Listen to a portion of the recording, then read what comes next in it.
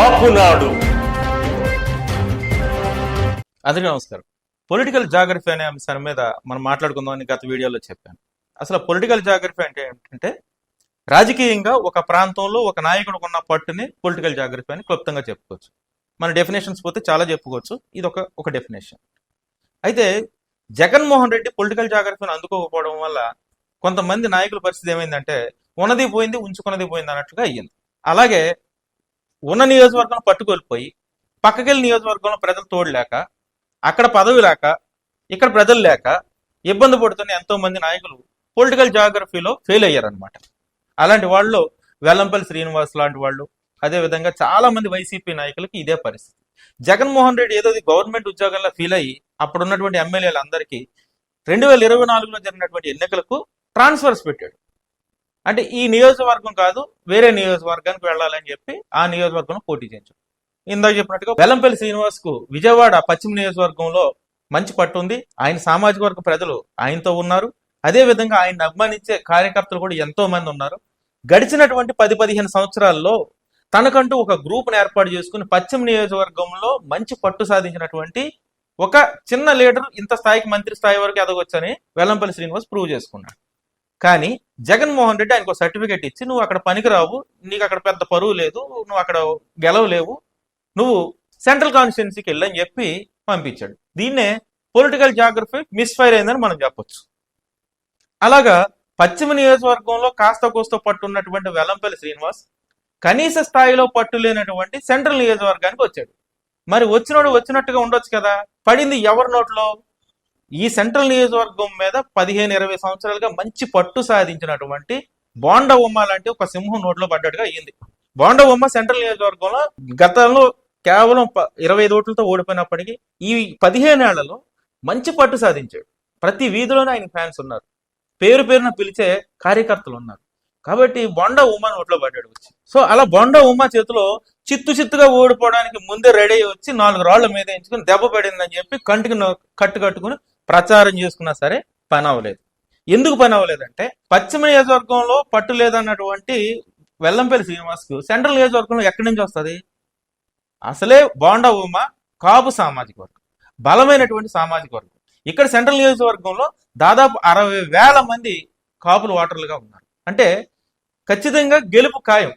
మరి అంతకుముందు విష్ణు ఎలా గెలిచాడంటే విష్ణు బ్రాహ్మణ సామాజిక వర్గం ఉంది, కొంత విష్ణుకి సెంట్రల్ నియోజకవర్గంలో పట్టు ఉంది.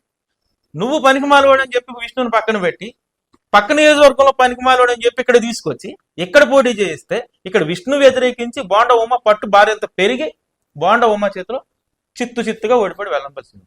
ఇలాంటి ప్రయోగాలే చాలా నియోజకవర్గాల్లో జగన్మోహన్ రెడ్డి ప్రయత్నం చేసి ఒక ప్రయోగంగా భావించి అక్కడ వేరే లెవెల్లో గెలిచిపోతారు, వైనాట్ 175 అని చెప్పి జగన్మోహన్ రెడ్డి బేరాల పలికి పొలిటికల్ జాగ్రఫీని మిస్ అయ్యాడు. ఆ మిస్ఫైర్ తో తునకలై 11 సీట్లకు పరిమితమయ్యాడు. సో ఎక్కడైనా నియోజకవర్గాల్లో రిజర్వేషన్ రీత్యా మంచి లీడర్ దొరికినప్పుడు చిన్న మార్పులకి ప్రజలు యాక్సెప్ట్ చేస్తారు, కానీ పెద్ద మార్పులను యాక్సెప్ట్ చేయరు. కానీ జగన్మోహన్ రెడ్డి ఇక్కడ తీసుకున్న నిర్ణయం ఏంటంటే పులివెందుల్లో మాత్రం ఆయనే పోటీ చేయాలి, ఆయన వెళ్ళకపోయినా గెలిచేయాలి.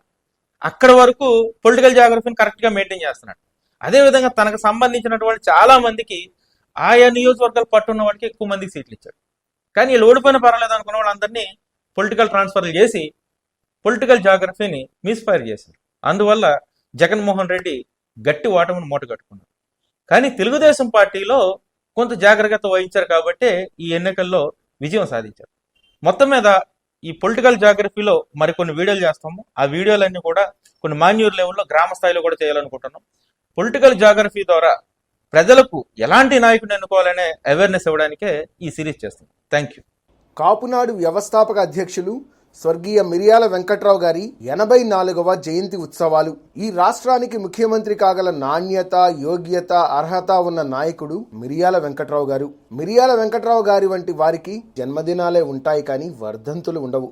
అంతటి సదాస్మరణీయుణ్ణి గుర్తు చేసుకోవడానికి కేవలం ఏడాదికో సభ పెట్టడం అనేది భావ్యం కాదు. అందుకే ఆయన జన్మదినమైన డిసెంబర్ 25వ తేదీని సామాజికోద్యమ స్ఫూర్తి దినోత్సవంగా ప్రతి ఏటా జరుపుకుందాం. ఎందుకంటే మిరియాల వారి జన్మదినం అనేది కాపులు, వారిని అనుసరించే ఇతర సామాజిక శక్తుల అస్తిత్వ పోరాటం పుట్టినరోజు. కాపుల ఆవేశానికి ఒక అర్థం, పరమార్థం పుట్టినరోజు.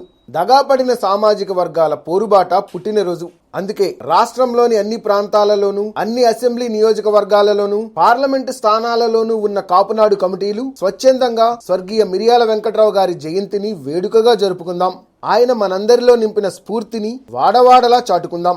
అన్ని కాపునాడు కమిటీలు, కాపునాడుకు అనుబంధంగా ఉన్న మహిళా కాపునాడు, యువ కాపునాడు, లీగల్ సెల్ మరియు మీడియా విభాగాల్లో స్వర్గీయ మిరియాల వెంకట్రావు గారి జయంతి ఉత్సవాల్ని ఘనంగా జరుపుకోవాలని కాపునాడు పిలుపునిస్తోంది.